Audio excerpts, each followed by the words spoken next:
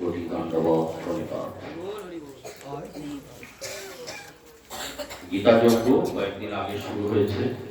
গীতা জয়ন্তী, গীতার জয় সূচক উৎসব প্রতি বছর যেরকম হয়ে থাকে এবছরও শুরু হয়েছে।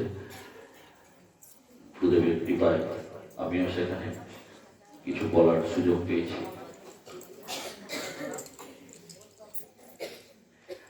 আজকে আমাদের আলোচনায় যে অধ্যায়টি আসছে সেটি হচ্ছে ত্রয়োদশ এবং চতুর্দশ অধ্যায়।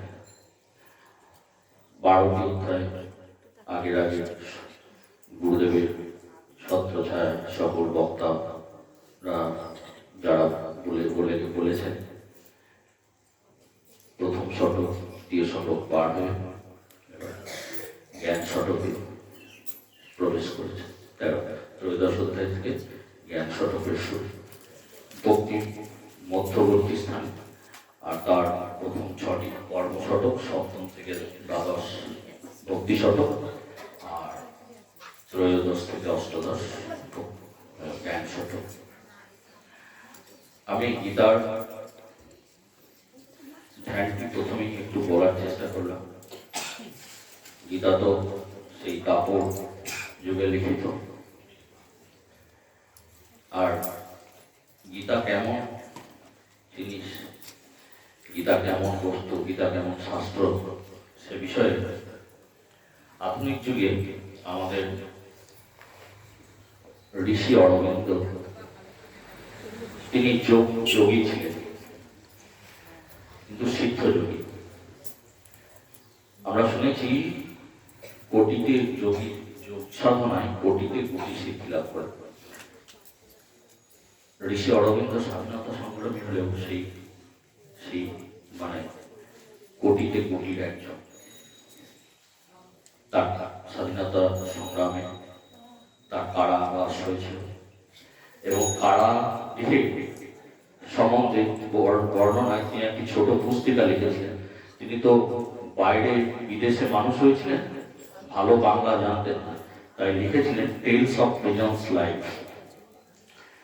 এর অনুবাদ করেছিলেন কারাগারে। সেখানে লেখা আছে, ওনাকে যখন নিয়ে যাওয়া হয় তখন ইনি রামকৃষ্ণদেবের সঙ্গে কথা বলছেন। রিক্সায় করে নিয়ে যাওয়া হয়েছিল, সেই রিক্সার সামনে বসে শ্রী রামকৃষ্ণদেব কথা বলেছিলেন। তখন কিন্তু রামকৃষ্ণদেব অপ্রকট হয়েছে, আর কারাগৃহে থাকাকালে গোবিন্দ তাকে দর্শন দিয়েছিলেন।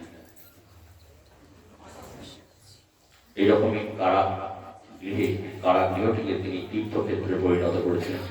আলিপুর সেন্ট্রাল জেল, সেখানে সেই ঘরটিতে এখনো পুজো হয়, এবং অনেকে বলেন যে দেখতেন যে বন্দি আছে তো কারাগৃহে একটি ছেলে, একটি মাঝখানে একটা পুকুর ছিল, যারা প্রহরীরা দেখতেন কিছুক্ষণ দেখে আসলেন যে সরোবরের কাছে বসে আছে, ছুটে আসছে পালিয়ে গেছে হয়তো আসামি, তো এসে দেখতেন সেই ছেলের মধ্যে আছে। এরকমই সব যোগ সিদ্ধি তার ছিল। সুতরাং সেই অরবিন্দ লিখেছিলেন এসেশন্তি গীতা। অরবিন্দের গীতা নামে অনির্বরণ রায় তার বাংলা অনুবাদ করেছিলেন। এই অনির্বরণ রায় তার সঙ্গে বহুদিন কাটিয়েছেন এবং তারই অনুমতক্রমে রচনা করেছিলেন। সেখানে ছোট্ট একটি উৎসর্গপত্রে তিনি কি লিখেছেন সেটা আমাদের সবার প্রণিধানযোগ্য, তাই আমি ওটা লিখে নিয়েছি। আমি একটু পড়েছি। উনি তার মাকে উৎসর্গ করেছিলেন। উৎসর্গপত্রে লিখেছেন একটা চিঠির মতো, মা, জন্মিয়া অবধি তোমার চরণে কত অপরাধ করেছি, তোমার প্রাণে কত ব্যথা দিয়েছি, তবু তোমার স্নেহ কোনোদিন কম করে দাও না। মাকে বলছে, তোমাকে সংসারে সুখী করার আমাদের সমস্ত চেষ্টা ব্যর্থ হয়েছে। পুত্রকন্যার শোকে তোমার হৃদয় জড়জড়। গীতাতে এইখান থেকে আমাদের খুবই, গীতাতে সকল শোকের শান্তি আছে, আত্যন্তিক সুখের সন্ধান আছে। কেমন করিয়া সংসারের সকল ঘটনা, সকল জন্ম মৃত্যু, সুখ দুঃখ মিলনের মধ্যে ভগবানের শুভ ইচ্ছা দেখিয়া পরম আনন্দ লাভ করিতে পারা যায়, তাহার সন্ধান আছে। তাই বইখানি তোমার নামে উৎসর্গ করলাম। অক্লান্ত সন্তানে এই ক্ষুদ্র উপহার গ্রহণ করে আমাকে কৃতার্থ করো, এটি তোমার চিরস্নেহাশ্রিত অনেক। মানে গীতাটা তো অনেক আমাদের শাস্ত্রের মধ্যে একটা, কিন্তু এখানে কি আছে, সংসারের সকল ঘটনা, সকল সুখ দুঃখের মধ্যে ভগবানের শুভ ইচ্ছা দেখে কিভাবে পরম আনন্দ লাভ করতে পারা যায়, তার সন্ধান আছে। এটি 1960-65 সাল নাগাদ লেখা, নিয়ে আমাদের সমসাময়িক তার অনুভূতিতে এসছে। সুতরাং গীতা আমাদের জীবনে কি করতে পারে তার একটি প্রমাণ। যাই হোক, আজকে আমাদের আলোচ্য অর্জুন, মানে ক্ষেত্র ক্ষেত্র ক্ষেত্র বিভাগ। এর প্রথমেই একটি শ্লোক আছে, যেটি শ্লোকটিকে অনেক আচার্যগণ প্রক্ষিপ্ত বলে ধরে, এবং এই শ্লোকটিকে 700 শ্লোকের মধ্যে ধরা হয় না। শ্লোকটিতে জানতে চাইছেন অর্জুন যে প্রকৃতি পুরুষঞ্চৈব ক্ষেত্র ক্ষেত্রজ্ঞ মে বচ এতদ্বেদিত মুচ্ছামি জ্ঞানম জ্ঞানচ কেশব। হে কেশব, প্রকৃতি পুরুষ, ক্ষেত্র ক্ষেত্রজ্ঞ, জ্ঞান এবং জ্ঞেয়, এইগুলো আমি জানতে ইচ্ছা করি। তার পরবর্তী শ্লোকে ভগবান উত্তর দিচ্ছেন। এইখান থেকেই শ্লোকের গণনা হয়েছে 1 নম্বর শ্লোক। এই আগের শ্লোকটি অনেকে প্রক্ষিপ্ত বলে ধরেন, অনেকে উল্লেখ করেন না।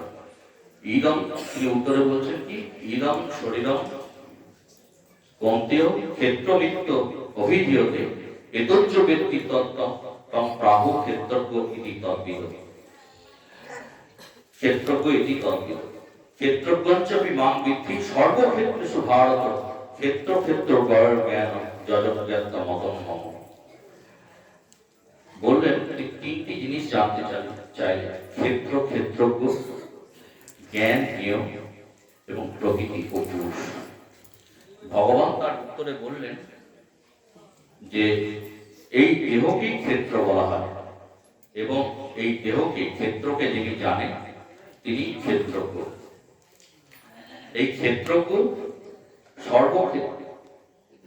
ক্ষেত্রকে কি বলা হয়, জমিকে ক্ষেত্র বলা হয়, এবং ক্ষেত্র কি করে, ক্ষেত্রে একটি ফসল উৎপাদনের জায়গা, যেখান থেকে বীজ বপন করলে আমরা সেরকম শস্য বা ফসল পেতে পারি। তাহলে ক্ষেত্রের একজন মালিক থাকে, সেই মালিককেই বলা হয় ক্ষেত্রজ্ঞ। সেই মালিক হচ্ছেন কৃষক, ক্ষেত্রে চাষ করে। তাই এই ক্ষেত্র ক্ষেত্রকে যে পরিচয় দিতে গিয়ে বললেন এই দেহটাই ক্ষেত্রজ্ঞ, আর এই দেহকে যিনি যথার্থ রূপে জানেন তিনি এই দেহের, তাকেই ক্ষেত্রজ্ঞ বলা হয়। তিনি এরপর এই কথাটি বলে তারপর তিনি ক্ষেত্রের কি কি বিকার আছে সেইগুলি একে একে বললেন।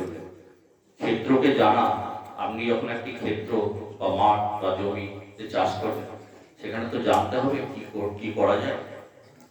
তাহলে জানতে গেলে এই ক্ষেত্রটার বিকার কিভাবে কি হয় সেগুলো জানতে হবে। তাই বললেন যে এই ক্ষেত্রটি পঞ্চবিংশতি তত্ত্ব দিয়ে তৈরি। সাংখ্য দর্শনের এই পঞ্চবিংশতি তত্ত্বের কথা তারপর তিনি একে একে বললেন।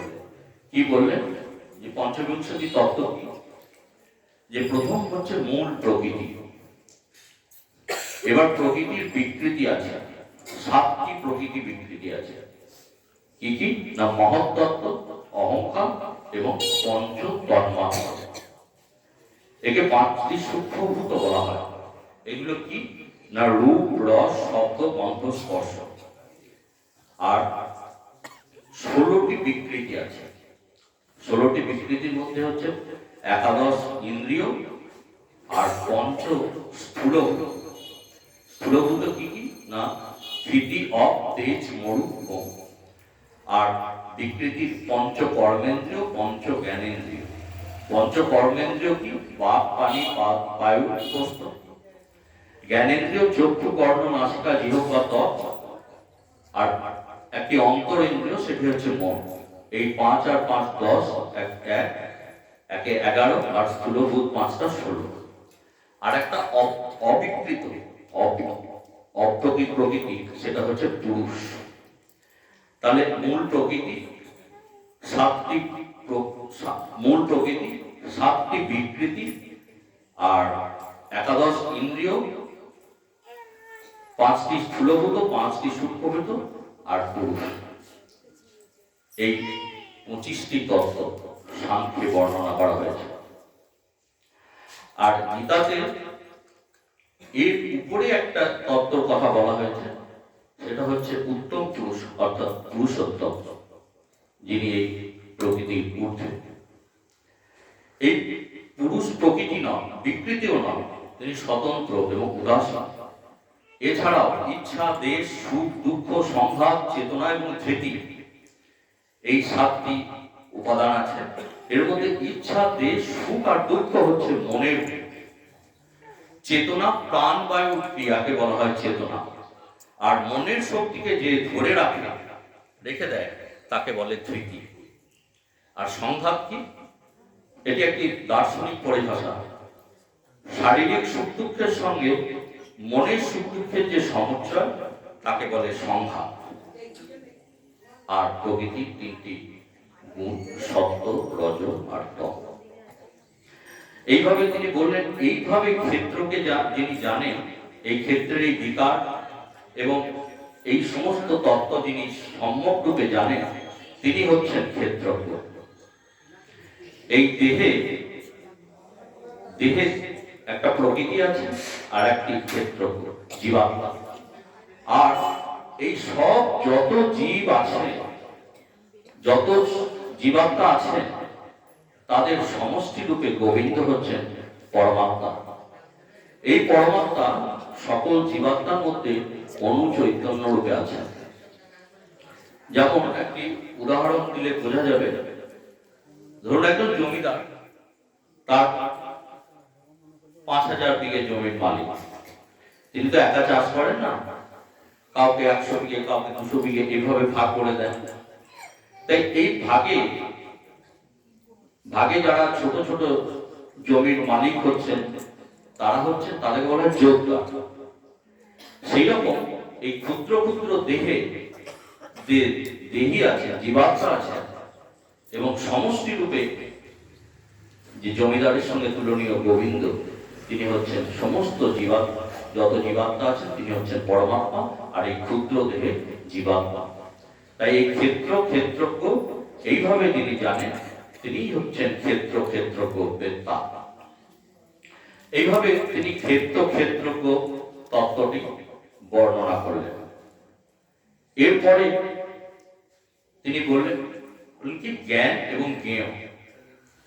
জ্ঞান কি এবং এখানে জ্ঞেয় কি? জ্ঞেয় মানে কি? জানার বস্তু। জ্ঞান কাকে বলে? জ্ঞান তো একটি অমূর্ত জিনিস। তাই তিনি জ্ঞানের সরাসরি জ্ঞানের সংজ্ঞা না দিয়ে জ্ঞানীর লক্ষণগুলো বর্ণনা করলেন।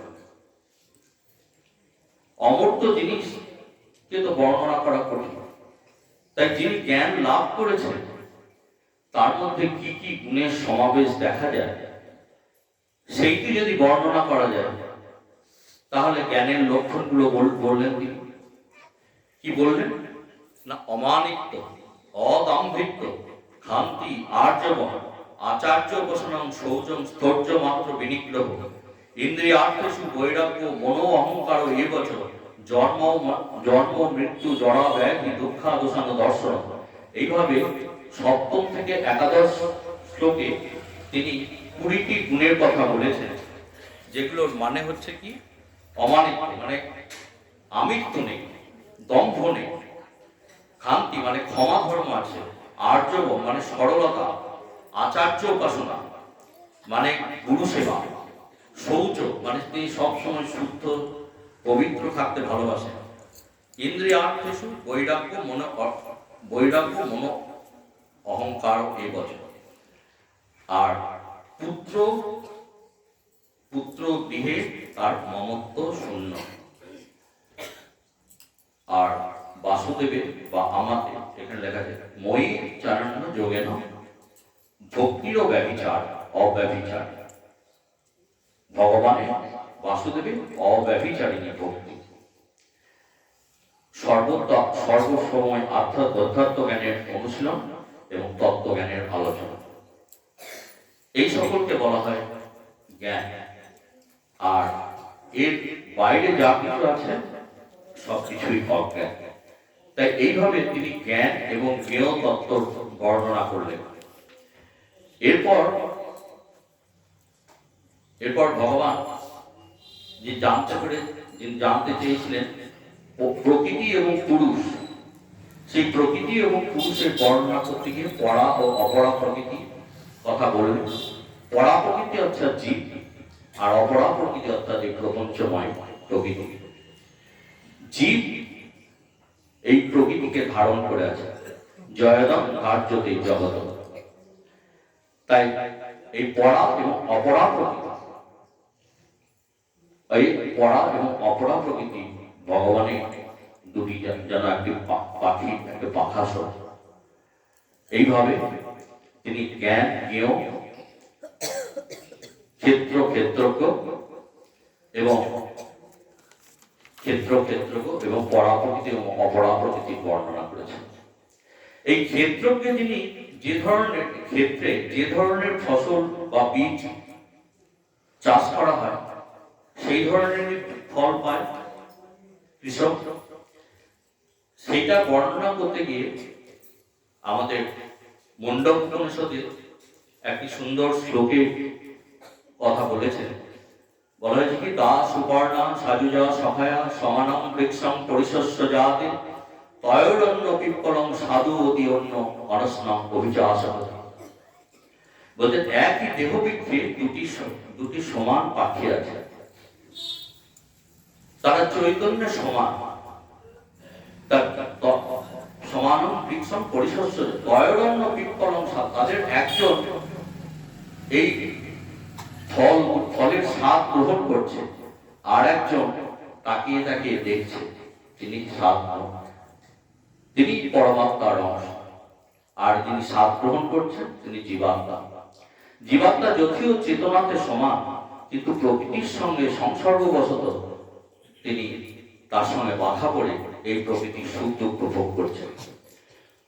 সুকর্ম এবং অকর্মের পাপ ফল এবং পুণ্যফল, ফুল্লফলের যেরকম বীজ বপন করা হচ্ছে, যেরকম কর্ম করছে, সেই কর্ম ফল তাকে ভোগ করতে হচ্ছে।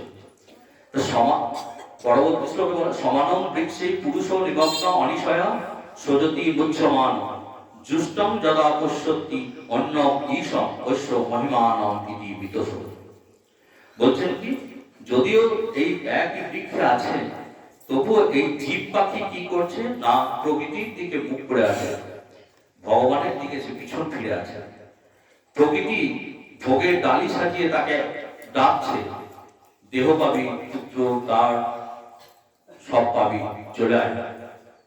সেই প্রকৃতির ডাকে সাড়া দিয়ে সে ছুটে যাচ্ছে। কারণ কি, মৎস্যমান মোহগ্রস্ত হয়ে পড়েছে। তাই গিয়ে সে সংসারে আবদ্ধ হয়ে, মায়ার বন্ধনে আবদ্ধ হয়ে প্রকৃতির সংসর্গে সুখ দুঃখ ভোগ করছে। কারণ ভগবানকে সে ভুলে আছে। আর অন্যজন কি করছে, সে দেখছে, শুধু দেখছে, সে কিন্তু কোনো স্বাদ গ্রহণ করছে না। স্বাদ গ্রহণ করছে না বলে তাকে কোনো কর্মফল আবদ্ধ করতে পারছে না। তাই এইভাবে বললেন যে এই ক্ষেত্রকে, এই যে ক্ষেত্র এবং ক্ষেত্রজ্ঞ আছে, প্রকৃতির সংসর্গের জন্য তাদের যত সুখ দুঃখ ভোগ। এবার বলছেন যে এখান থেকে তাহলে মুক্তি লাভের উপায়টা কি? এই কথা বলতে গিয়ে তিনি বলছেন যে এই আত্মদর্শনের বিভিন্ন মার্গের কথা বলেছেন। আত্মদর্শনের বিভিন্ন মার্গের কি, কর্মমার্গ, জ্ঞান মার্গ, সন্ন্যাস মার্গ এবং ভক্তি মার্গের কথা বলেছেন। বলে তিনি বলেছেন যে ভক্তি মার্গই হচ্ছে সর্বোৎকৃষ্ট মার্গ। এই ভক্তি মার্গ অবলম্বন করলে, ভক্তি মার্গ অবলম্বন করলে এটা সুখসাধ্য এবং এই গীতায় এই স্পষ্টভাবেই বলা হয়েছে। শুধু এখানে নয়, অন্যান্য অধ্যায়ে বলা হয়েছে যে এই ভক্তি মার্গই অব্যভিচারী যে ভক্তি, তাতেই জীব এই পরা প্রকৃতি অতিক্রম করে ভগবানের ভাব লাভ করতে পারে, লাভ করতে পারে। আর এইভাবে তিনি ক্ষেত্র ক্ষেত্রকে তত্ত্ব আত্মদর্শনের বিভিন্ন মার্গের বর্ণনা দিয়ে ভক্তির প্রাধান্যর কথা উচ্চারণ করে এই অধ্যায় সমাপ্ত হল। এর পরের অধ্যায় হচ্ছে গুণত্রয় বিভাগ যোগ।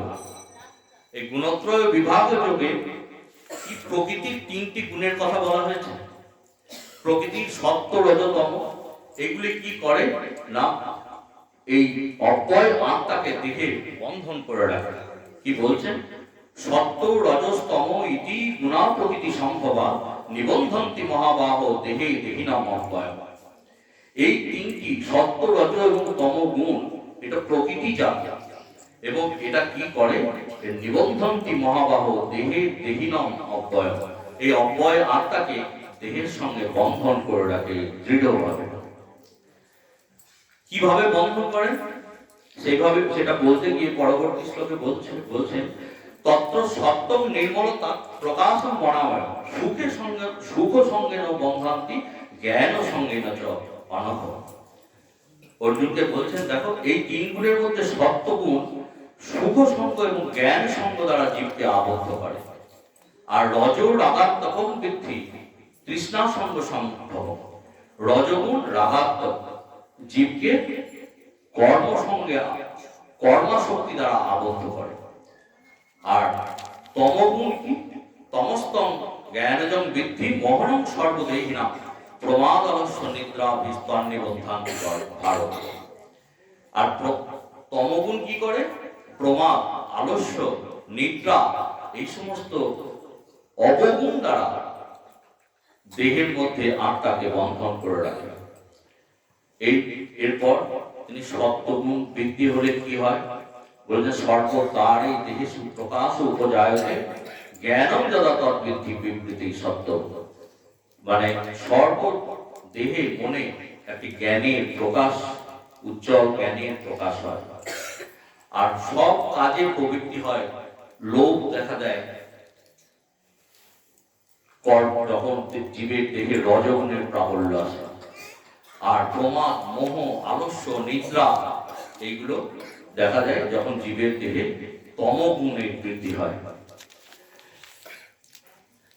আচ্ছা, এরপর ভগবান বললেন এই যে জীবকে বন্ধন করে রেখেছে, অব্যয় আত্মাকে দেহের সঙ্গে বন্ধন করে রেখেছে, তাহলে আর এই সংসর্গ বশতই যত সুখ দুঃখ উপলব্ধ হচ্ছে, যদিও আত্মা তার নিজস্ব কোনো সুখ দুঃখ নেই, তবুও প্রকৃতির সংসর্গ বশত তাকে এই সমস্ত সুখ দুঃখ ভোগ করতে হচ্ছে।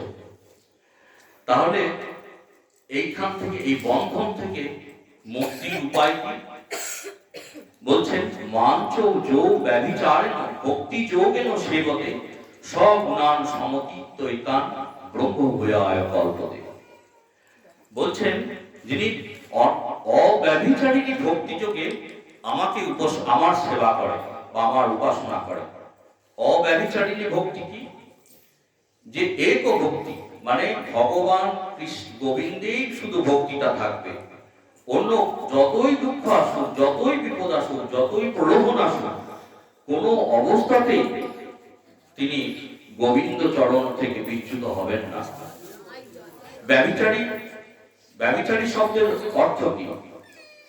যিনি, যে নারী স্বামী ছাড়াও অন্য পুরুষে আসক্ত হয়। সেরকম গোবিন্দ চরণ স্মরণ করছি, কিন্তু যখনই কোনো বিপদ আপদ আসছে তখনই বিভিন্ন জায়গায় আবার উপায় খুঁজতে চলছে। গোবিন্দের আশ্রয়, গোবিন্দ চরণ স্মরণ করে থাকার মতো দৃঢ় শ্রদ্ধা নেই। এইটাকেই বলা হয় ব্যভিচারিণী ভক্তি। এই ব্যভিচারিণী ভক্তি দ্বারা এই বন্ধনকে কিন্তু অতিক্রম করা যায় না।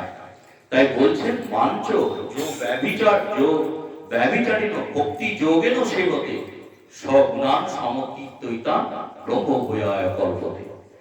যে যিনি ঐকান্তিক ভক্তিযোগ সহকারে আমার সেবা করে, তিনি এই 3 গুণ অতিক্রম করে ব্রহ্মভাব লাভে সমর্থ হবেন। কারণ কি? কারণ পরের শ্লোকে বলছেন, ব্রহ্মণই প্রতিষ্ঠা অমৃতস্য ব্যয়স্য চ শাশ্বতস্য চ ধর্মস্য সুখস্য ঐকান্তিকস্য চ। কারণ ভগবান বলছেন যে আমি এই শাশ্বত ধর্মে এবং সকল সুখের ব্রহ্মের আধার। অনেকে বলেন গোবিন্দ পরতত্ত্ব নন, ব্রহ্মই পরতত্ত্ব। কিন্তু এই শ্লোকে সেই সন্দেহের নিরসন করলেন ভগবান নিজ মুখে। বললেন কি, যে আমি শাশ্বত ধর্মের এবং পরম সুখের প্রতিষ্ঠা ও আশ্রয়। ব্রহ্ম নির্বিশেষ, তার নিরাকার।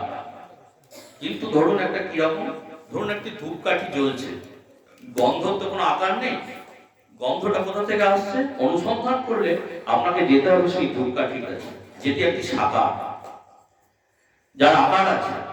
সেই আকারের থেকে এরকম নির্বিশেষ যে ব্রহ্ম, তার উৎপত্তি হয়েছে। তাই নির্বিশেষ ব্রহ্মের উৎসস্থলটি কোথায়? না, নির্বিশেষ ব্রহ্মের উৎসস্থল হচ্ছে সাকার যে তত্ত্ব, সেটি। এই ভক্তিযোগ অবলম্বন করে এই 3 গুণকে অতিক্রম করার কথা বলা হয়েছে। শুধু এই শ্লোকে নয়, গীতার বিভিন্ন জায়গায় বিভিন্ন শ্লোকে, যেমন একাদশ অধ্যায়ে বিশ্বরূপ দর্শনে করানোর পর ভগবান অর্জুনকে বললেন, ভক্তাতু অনন্যয়া সত্য অহং এবং বিধ অর্জুন জ্ঞাতং দ্রষ্টঞ্চ তত্ত্বেন প্রবেষ্টঞ্চ পরন্তপ। হে অর্জুন, এই যে আমার বিশ্বরূপ তুমি দেখলে, এটা অনন্য ভক্তির মাধ্যমে এইভাবে আমাকে প্রবেশ করতে পারা যায়, আমাকে দর্শন করতে পারা যায়। এটা একাদশ অধ্যায়। শেষে অন্তিমে গিয়ে অষ্টাদশ অধ্যায়ে ভগবান কি বলছেন? ভক্তা মাম অভিজানাতি যাবান যস্যাস্মি তত্ত্বত ততো মাম তত্ত্বত জ্ঞাতা বিশতি তদনন্তর। বলছেন এইভাবে অনন্য ভক্তি দ্বারা আমাকে সর্বতভাবে জানা যায়, আমাকে প্রবেশ করা যায় এবং তত্ত্বত আমাকে জানতে, সমগ্র রূপে আমাকে জানতে পারা যায়। তাই এটি হলো 14 নম্বর অধ্যায়। আগে একাদশ অধ্যায় এবং অন্তিমে অষ্টাদশ অধ্যায়। সমস্ত জায়গায় যখনই ভগবান কর্ম, জ্ঞান, বিভিন্ন মার্গের কথা বলেছেন, শেষে অনন্য ভক্তির জয়গান দিয়েছেন। আসল তো ভগবানের উদ্দেশ্য জীবকে ভক্তির পথে সন্ধান দেওয়া, যে ভক্তির পথ নির্বিঘ্ন এবং যে ভক্তির পথ সুখলক্ষ, সুখসাধ্য। তাই ভগবান সমস্ত কর্ম, জ্ঞান, ভক্তি সমস্ত কিছুর বর্ণনা করেও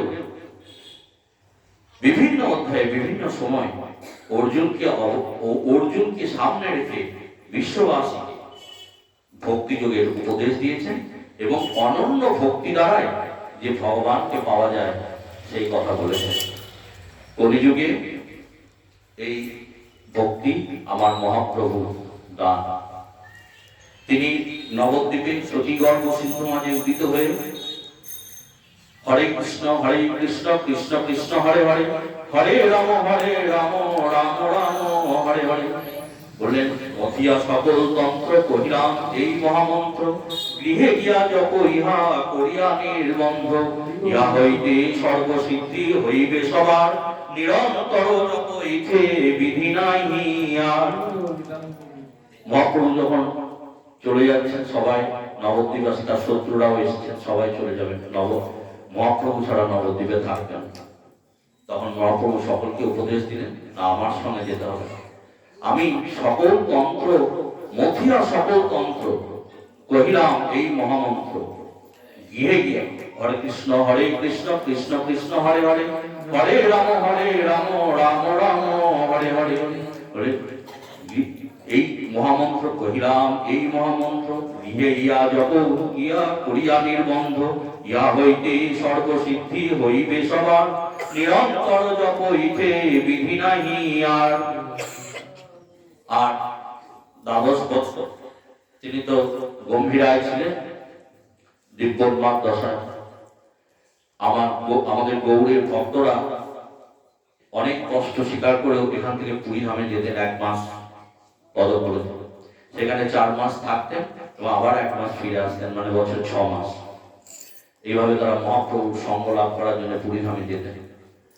নিত্যানন্দ প্রভু যেতেন, মহাপ্রভু তাকে ডেকে বললেন তুমি প্রত্যন্ত নাহি আসিবা, প্রতি বছর বছর তুমি এসো না, গৌড়ে থেকে আমার ইচ্ছা পুরিবা। আমার ইচ্ছা কি না, আমার তো নাম বিশ্বম্ভর, নাম প্রেমে জগৎকে ভরিয়ে দেবো, এই ছিল আমার জীবনের উদ্দেশ্য, অবতারের উদ্দেশ্য। তা আমার তো সে ইচ্ছা পূরণ করতে পারলাম না, আমি মুনিধর্ম অবলম্বন করে পুরীতে থাকলাম। তা তুমি তো আমার অভিন্ন তনু, তুমি গৌড়ে থেকে আমার সেই ইচ্ছা পূরণ করো। মহাপ্রভুর আদেশ শিরোধার্য করে তিনি এখানে আসলেন। দ্বাদশ গোপাল, দ্বাদশ উপগোপাল তৈরি করে অধম পতিত জীবের ঘরে ঘরে যাইয়া হরিনাম মহামন্ত্র দিচ্ছেন বিলাইয়া। নিতাই আমার যারে দেখে তারে বলে দন্তে তৃণ ধরি, আমার কি নিয়া লহ বলে গৌরী। এত বলি নিত্যানন্দ ঘুমে গড়ি যায়, আর সোনার পর্বত সেজে ধুলাতে লুটায়। ধ্যানই অবতারে যার রতি না জন্মিল, লোচন বলে সেই পাপি এলো আর গেল। তার আসা যাওয়া সারে হলো, কোনো কাজে লাগলো না রে, আসা যাওয়া সারে হলো। তাই এই ভক্তিযোগ গীতা জয়ন্তী উৎসবে ভক্তিযোগ আলোচনার মাধ্যমে মহাপ্রভু সেই উপদেশ হরে কৃষ্ণ মহামন্ত্র জপ করা, আর কলিতে এই নামই একমাত্র জাগ্রত আছে, এই ভেবে নামকে আশ্রয় করে নিরন্তর এই নামকে আশ্রয় করে থাকা, সাধু সঙ্গে হরিকথা শ্রবণ করা।